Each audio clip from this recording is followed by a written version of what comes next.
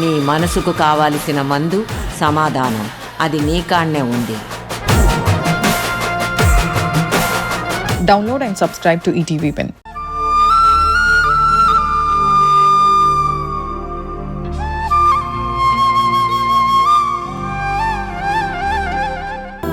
ఏమైంది? ఎందుకు డల్గా కనిపిస్తున్నావు? ఇక్కడ నీకేమీ కంఫర్ట్గా లేదా? ఇబ్బందిగా ఉందా? ఆహా లేదమ్మా, నేను బాగానే ఉన్నాను. ప్రతాప్ గురించి ఏమైనా ఆలోచిస్తున్నావా? అబ్బే అదేం కాదమ్మా. నేను తెలుసుకోగలను. నువ్వెంత దాయాలని ప్రయత్నించినా కూతురి మనసు తల్లిగా నేను తెలుసుకోలేనా? ఇప్పుడు సడన్గా వదిలేసి వచ్చారు కాబట్టి కాస్త ఇబ్బందిగానే ఉంటుంది. 4 రోజులు పోతే అదే సర్దుకుంటుంది. ఇప్పుడు వేళకని వేళొచ్చి మిమ్మల్ని డిస్టర్బ్ చేశాము. మీరు రిలాక్స్ అవ్వండి, బాగా రెస్ట్ తీసుకోండి. ఎంత విశ్రాంతి తీసుకుంటే మనసు అంత స్థిమితంగా ఉంటుంది, ప్రశాంతంగా ఉండగలుగుతారు. సరేనా? అలాగేనమ్మా. సరే అయితే వస్తాము. బాయ్ రా. Good night. Good night.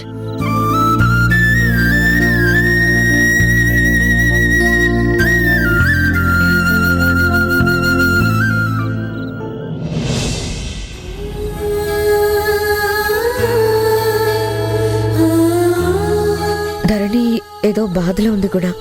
మన దగ్గర ఏదో దాస్తుంది. మనతో మాట్లాడాలని ట్రై చేస్తుంది కానీ మాట్లాడడానికి ధైర్యం సరిపోవట్లేదనుకుంటా. అందుకే కదా మనం వచ్చి హామీ ఇచ్చాం. ఎలాంటి విషయంలోనూ మొహమాట పడాల్సిన అవసరం లేదు, ధైర్యంగా మనతో చెప్పొచ్చు అన్నాం కదా. ఏదైనా చిన్నప్పటి నుంచి పెంచిన ప్రతాప్ని సడన్ గా వదిలేసి వచ్చింది కదా. మనసులో బాధగానే ఉంటుంది. మెల్లిమెల్లిగా వాళ్లే సర్దుకుంటారు. ఆ విషయం గురించి నువ్వు ఎక్కువగా ఆలోచించుకో.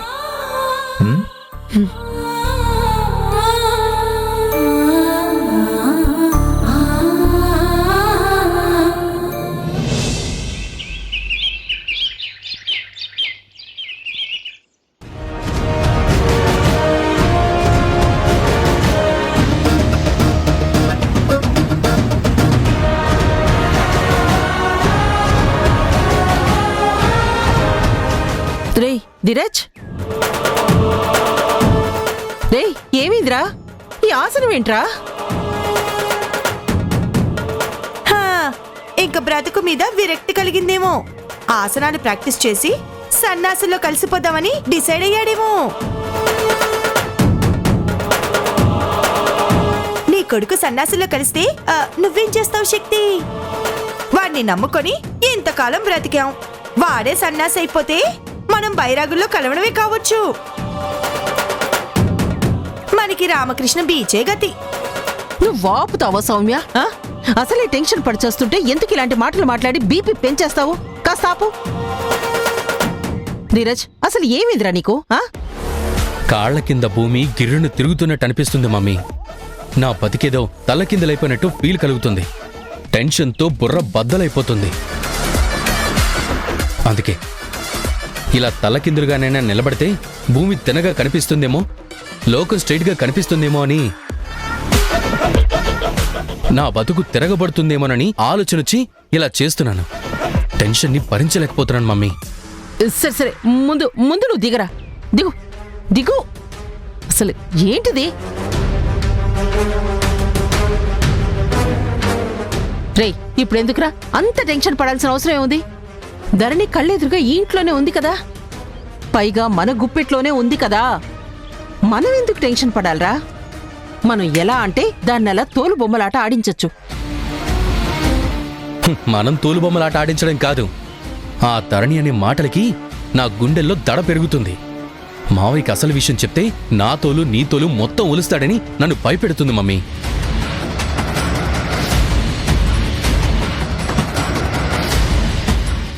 ముందుకు పోదామంటే గొయ్యి, వెనక్కి వద్దామంటే నుయ్యిలా ఉంది మమ్మీ నా పరిస్థితి. ఎటు నడవలేక ఇలా తలకిందులుగా ఉంటేనన్నా టైంపాస్ అయిపోతుందేమోనని ఆలోచించాను. ధరణిని చూస్తే నాకు అస్సలు అర్థం కావడం లేదు. కాసేపు ఆలోచిస్తుంది, కాసేపు బాధపడుతుంది, కాసేపు భయపడుతుంది. ఒక్కోసారి నన్ను భయపెడుతుంది. ఒకసారి పెళ్లికి ఓకే అంటుంది మమ్మీ, మళ్ళీ ఏమైంది ధరణి అంటే సైలెంట్ అయిపోతుంది. చెప్తానంటుంది, చెప్పలేనంటుంది. ట్రై చేస్తానంటుంది, చెయ్యలేను అంటుంది. అదేదో అంటారే, కర్ర విరగదు పాము చావదు అన్నట్టు నన్ను నలిపి చంపుతుంది. అసలు నువ్వేం చెప్పావో అదేం చేస్తుందో కాస్త వివరంగా చెప్పరా.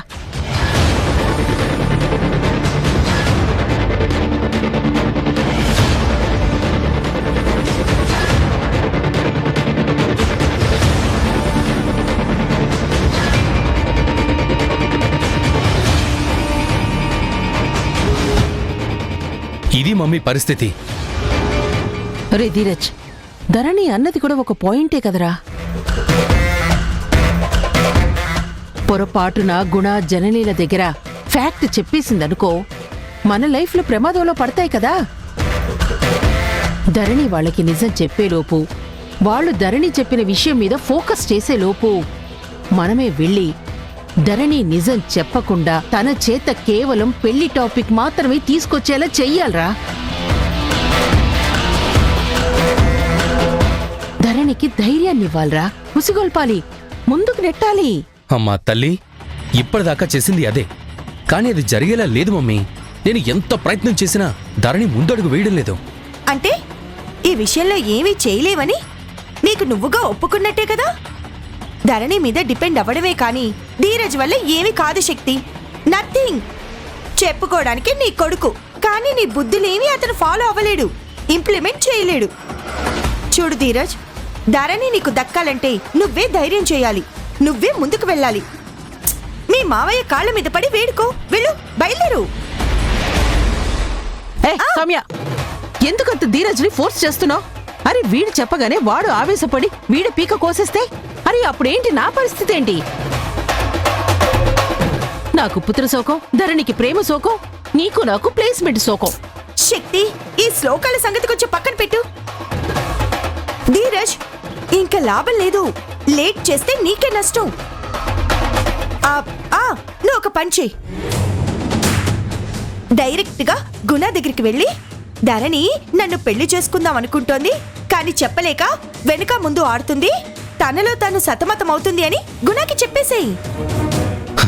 రామాయణం అంతా విని రాముడికి సేత ఏమవుతుందని ఎవరు అన్నారంట. అలా ఉన్నాయి మీ మాటలు. నేను వెళ్ళి డైరెక్ట్గా చెప్పాలా? అప్పుడు మావయ్య ఏం చేస్తాడో తెలుసా? నాకంటే రెండింతల కొయ్యి తీసి అందులో నన్ను పూడ్చిపెట్టి పైన సిమెంట్ వేసేస్తాడు. వేశాకైనా ఆయన మనసు కరుగుతుంది కదా. ధరణి కోసం ఆయనే మళ్ళీ గొయ్యి ఓపెన్ చేసి నిన్ను బయటికి తీస్తాడులే. సౌమ్య, ఏ ఆపవే ధీరజ్, దీని మాటలకేం గాని నా దగ్గర ఒక మంచి ఐడియా ఉందిరా. ధరణి ఖచ్చితంగా దారిలోకి వచ్చే తీరుతుంది. ఆ బ్లాక్ మెయిలర్ టచ్ లోనే ఉన్నాడు కదా. ఉన్నాడు మమ్మీ. అయితే నేను ఒక ప్లాన్ చెప్తాను, విను.